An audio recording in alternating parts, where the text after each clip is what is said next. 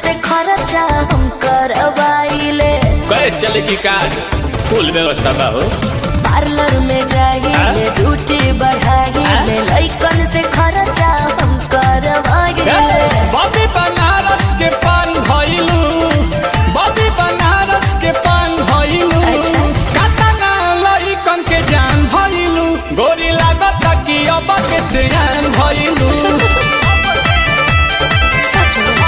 तो गोरी लागत कि अब के सियान भइलू।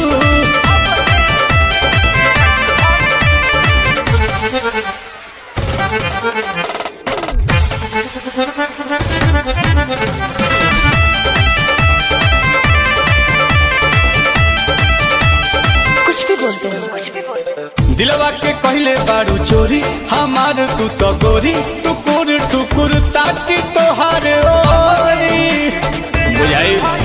देखो मी के लिपस्टिक लगाइले, बोटॉक्स के फेशियल कराइले। एही से अजोरिया के चांद भइलू, एही से अजोरिया के चांद भइलू, कातना लइकन के जान भइलू, गोरी लागत कि अब के सियान भइलू।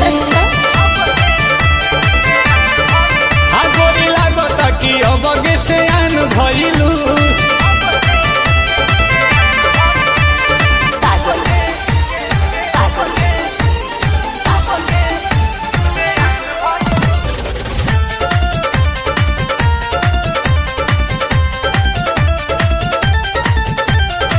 पहले बारांड बाड़ू गुची, करेलू बात ऊंची, बवाल बा डिमांड तहार बूची। बिकिनी हॉल के कहल हो, करता रानील कमल हो।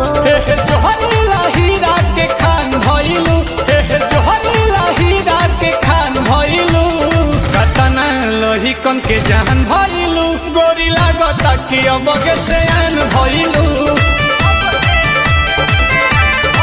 हो गोरी लागत कि अब के सियान भइलू। देखी हो पगला मत जइहो।